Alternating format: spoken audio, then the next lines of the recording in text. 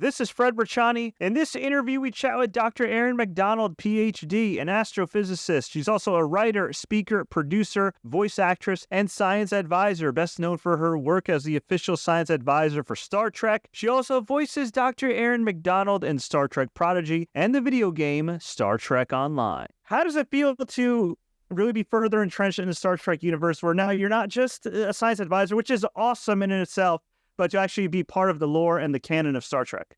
It's insane. It's crazy. I don't think it's sunk in. I don't think it'll ever sink in. The only other person to ever play themselves on Star Trek is Stephen Hawking, so like no pressure.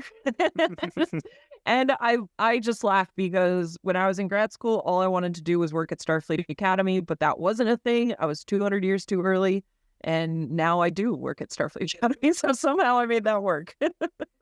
How did this all line up for you? Because obviously you have a PhD, you've done some amazing work. You also have a bit of a collaboration with great courses on Audible that's gotten a lot of positive feedback. I added that to my listen list and everything. But what came first for you? Was it a love for space and astrophysics? Was it entertainment? And when did those two fields kind of merge for you as far as making it your full-time thing? I think, as kids, we're all kind of inspired by science, like space and dinosaurs are just objectively cool, and it's what we want to immerse ourselves in all the time. But then for me, I just loved television. I loved television, and I would watch the X-Files in secret and would see this redheaded woman, be awesome and fight aliens with science. And I just wanted to be Dana Scully, and that was all consuming. I saw the film Contact, and Ellie Arroway was the coolest woman as well. And so that's what put the bug in my brain that, like, I could go do that, right? We talk a lot about representation on screens, and I was lucky enough, to have that. And so that's what set me down the path of becoming a scientist. And then, as my life goes on, and we can get into more detail as much as you want, but really then coming full circle and realizing that, like, no, I'm not meant to be Dana Scully. I'm meant to create the characters that then inspire people to go into science. So I've always loved television. I've always loved science fiction, and I love teaching really at my core and using science fiction to teach. That's pretty freaking awesome. And you mentioned all those kind of like 90s references and everything else. Were you also into Magic School Bus? Yes. And Miss Frizzle is where it's at. Every time I put on a space dress, I'm like, I did it. For sure. So, I mean, you have a lot of responsibilities, obviously, you take things very seriously in all the different fields that you work in, but it hits different when you're also catering to kids, right? I mean, Star Trek Prodigy, that does cater to a very young audience and everything. So is there any added pressure in addition to kind of the high pressure situations you're in now where you feel like, okay, I really got to get this right, not just for me, not just for the people I work for, but also the kids that are watching that could be positively influenced by this? Yeah, it's actually why I just loved working on Star Trek Prodigy so much, because I work on all the Star Trek shows and my job, varies to some degree. Discovery is a very heavy science show. And so there was a lot of focus on getting all the science right. And then with something like Star Trek Prodigy, it wasn't just the science side of it. It was the educational aspect, like you said. And so I loved it. And we, the writers came up with this wonderful character, Rock Talk. They wanted her to be a young girl who wants to be a scientist. And so, for the first kind of few sessions I had with the writer's room, they were like, tell us about Erin, as a little kid, and your journey through science, all the different sciences you tried. How did you land on space? Like all of these things, and really getting into the minutia of it to help, create this character. And so I just, I take it seriously, but it's not intimidating for me because I know I engage with kids so much. I know how smart they are. And I think a show like Prodigy knows how to talk to kids at the right level. And I love it. And obviously, of course, you've been a science advisor for a while now for Star Trek, which is already a huge honor. But when you found out that you were actually going to be part of the voice cast of Prodigy, which includes Kate Mulgrew and an all-star cast, are you still pinching yourself to this day? Yeah, 100%. I mean, I honestly wasn't gonna, even I went through the voicing, I did all of like the photo stuff so they could create the likeness of me. And I saw the, early storyboards of it. And I wasn't gonna believe it until I saw it on the screen. I was like, none of this is gonna be real until I've seen it. But yes, I mean, Captain Janeway is my captain. And so now I exist in a universe with Captain Janeway, and the fan fiction has become real, man. That is wild. And a little birdie told me that you're also a Mass Effect fan. Yes. Yeah, I have a massive tattoo of the Normandy SR2 from Mass Effect 2, which is my favorite game of all time. Oh. And you're going to have to rein me in because I will talk about Mass Effect all day. So, hey, you're a true fan there. So getting involved with the Star Trek video game, of course, getting involved with the Star Trek series, as a voice actor, pretty huge right there. I know you have a lot of different logs in the fire right now, and I know there's technically a video game strike going on, and we can't talk too much about different projects, but have you zeroed in on any video game projects down the road, either with your production company or just kind of independently, since I know you're a huge gamer? Yeah, if I could, honestly, my dream job would be to write a Mass Effect TV show. That's it. Like, that's it. I know that universe so well. It was one of the first ones that actually got me down the path of like giving my convention talks, which is what ultimately led to me working on Star Trek. The first one I ever did was the Science of Mass Effect. And so, yeah, it's a near and dear franchise to my heart. But like you said, we're supporting the striking actors. And yeah, I wish them all the best because it is tough out there. What does a day in the life of Dr. Erin look like? Harried. I would say, people are always like, yeah, like how do you juggle it? Poorly, I would say.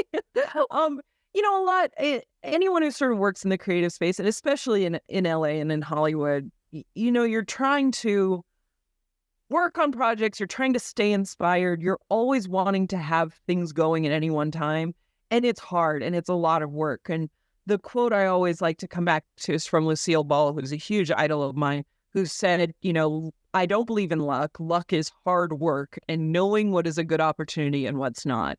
And so it's always about kind of having all these things on the fire and then knowing when is right to sort of strike one thing or the other and be like, let's work on this. Let's make a short film right now. All this other stuff is quiet.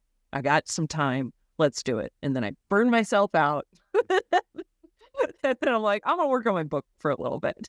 So yeah, sometimes it feels like it all comes at once, but we just try our hardest, and it's fun. Is there anything in your work where you've seen a note or some kind of script that really made you jump out and say, okay, like we really got to fix this? Or, I mean, I know Star Trek's been one of those series over the years, through decades, it's always kind of leaned towards science rather than away from it.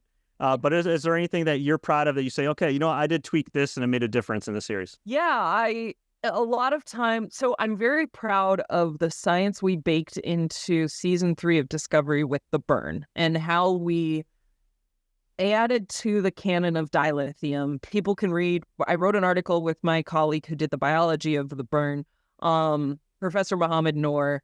We wrote an article with all of like our 10-page science that we wrote into that is one line of dialogue in an episode.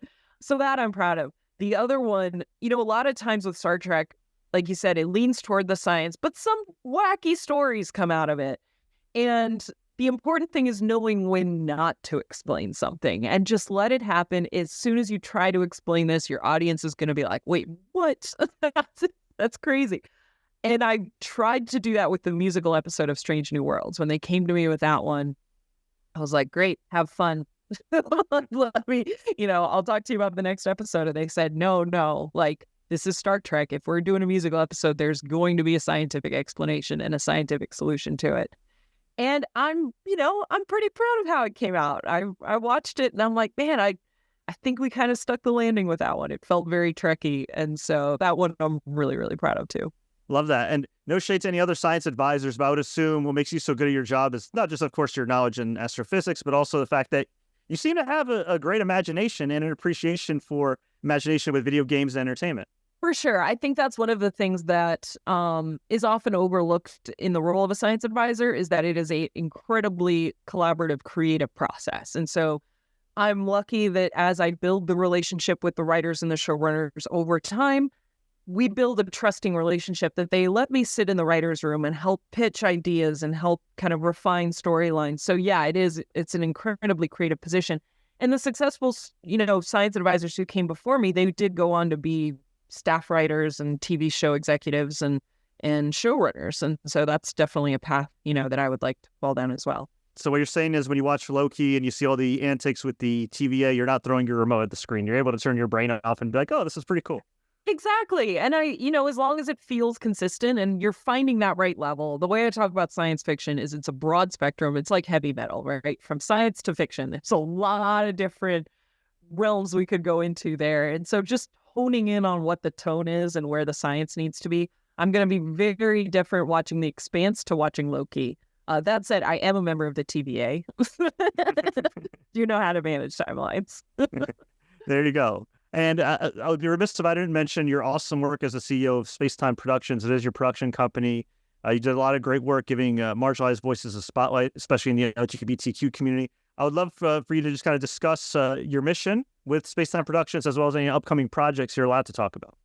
Thank you.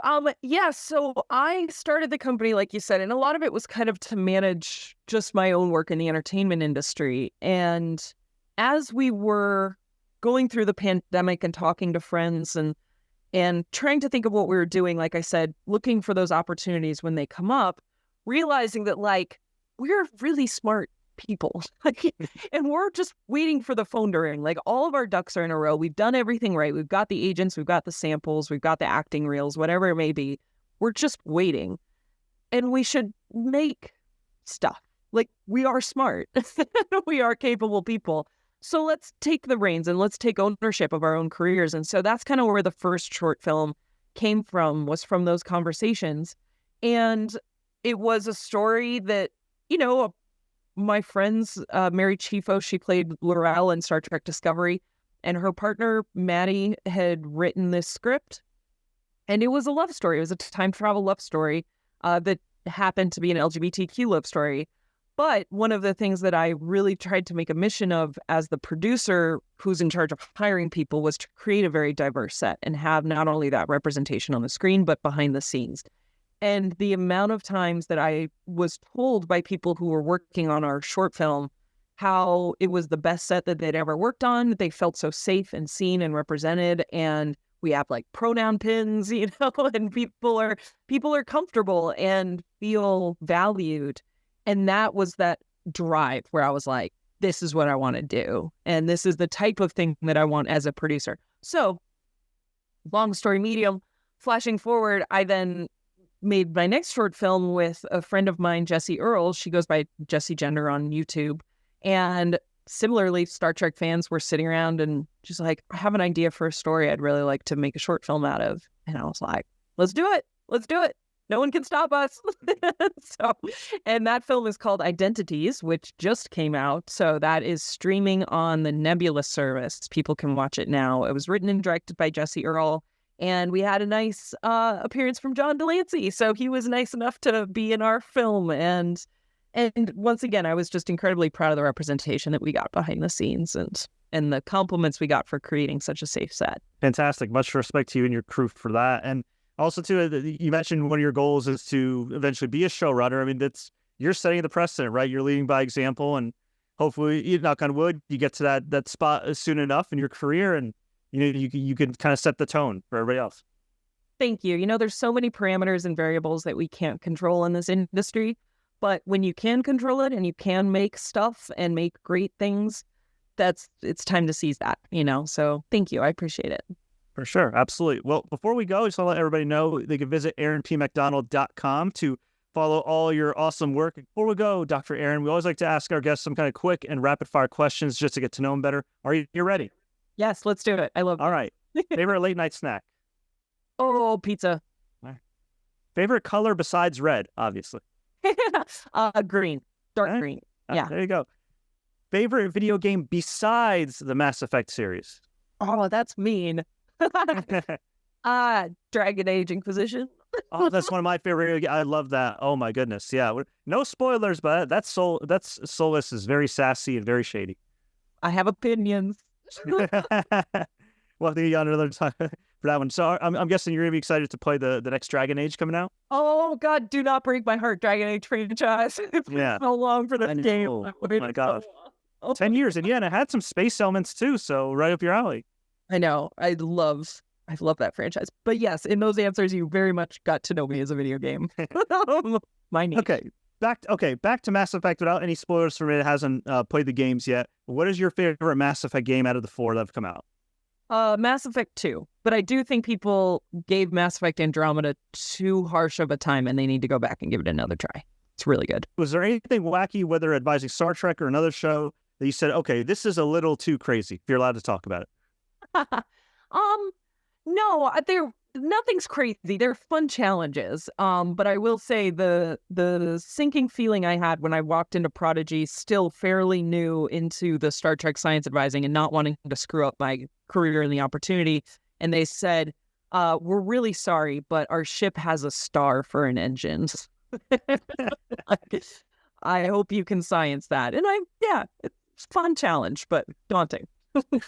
What's your most awkward moment as a voice actor? You know, most of my voice acting work I've been doing during COVID times. So it's been very isolating in a booth and not really being able to do it. But I will say, because I did get to voice Dr. Erin, we're really creating the Dr. Erin multiverse in Star Trek is what we're doing. But I got to play my character in Star Trek Online under Captain Harry Kim, which was pretty great.